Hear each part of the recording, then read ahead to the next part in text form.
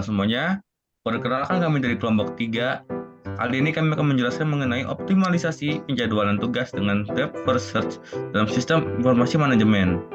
Di sini anggota kami beranggotakan 5 orang, yaitu yang pertama ada saya Kemar Hadiota Radio, yang kedua ada Lucky Bima Bahari Kuslau, yang ketiga ada Muhammad Arsan Rahmani, yang keempat ada Hafid Khairi Syakir, dan yang kelima adalah Rizkyawan Novanto.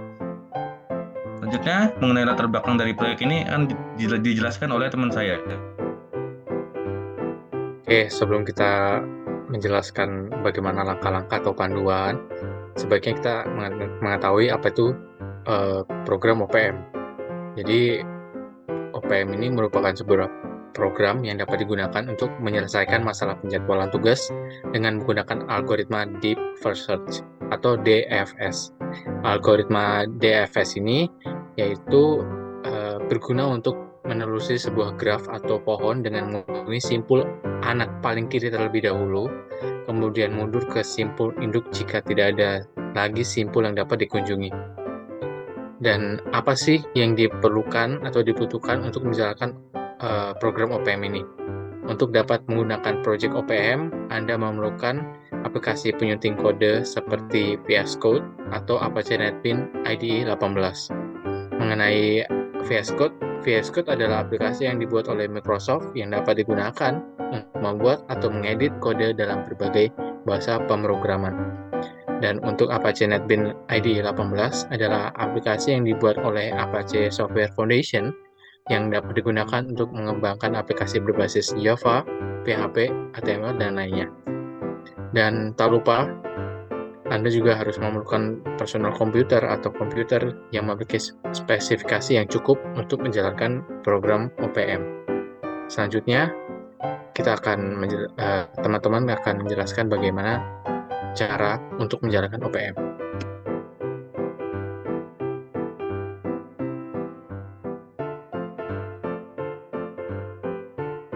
Oke teman-teman, aku bakal jelasin yang pertama cara jalanin programnya. Pastikan dengan menggunakan fitur Run atau Debug pada NetBeans dan VS Code, kalian tuh bisa menekan tombol F6 atau Shift plus F6 untuk menjalankan program pada NetBeans. Bisa menekan tombol F5 atau Ctrl F5. Untuk menjalankan program pada Visual Studio Code, kalian juga bisa menggunakan fitur Run Code atau Debug Code dengan klik kanan pada file program.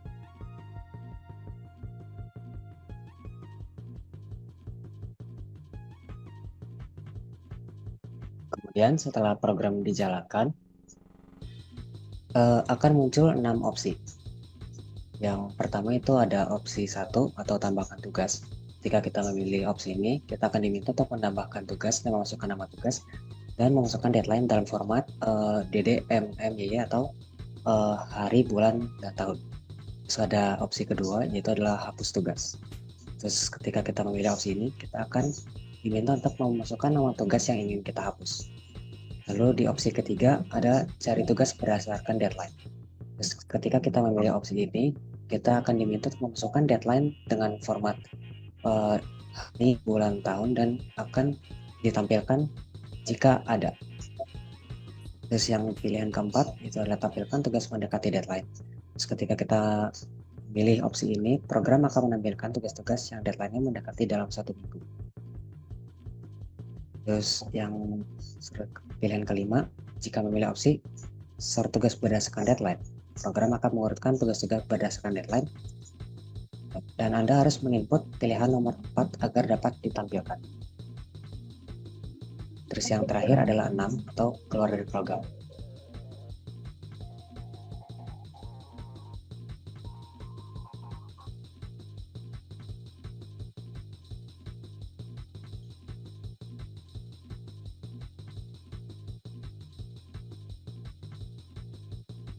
Yang langkah terakhirnya, ulangi langkah 4 hingga 6 jika Anda ingin mencoba program OPM dengan masukan yang berbeda atau mengubah parameter yang digunakan oleh program OPM. Masukan yang berbeda dapat berubah jumlah tugas, nama tugas, durasi tugas, atau ketergantungan antar tugas. Parameter yang dapat diubah adalah batas waktu penyelesaian tugas atau jumlah sumber daya yang tersedia. Anda dapat mengubah masukan atau parameter dengan mengedit kode sumber program OPM atau dengan masukannya melalui layar input saat program OPM dijalankan.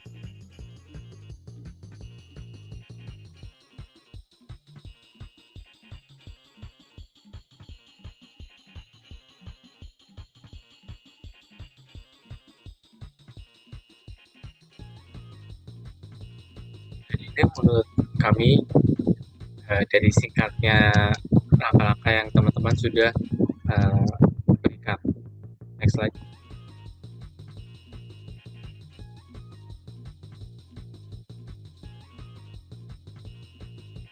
Nah, ada beberapa catatan yang bisa teman-teman perhatikan. Dan biarkan Rizky Awanofanto saja yang menjelaskan saat ini.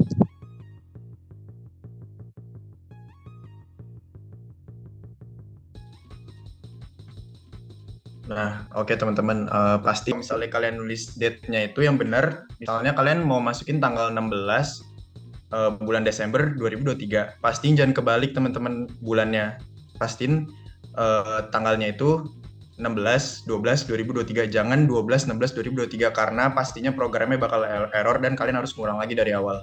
Itu sih.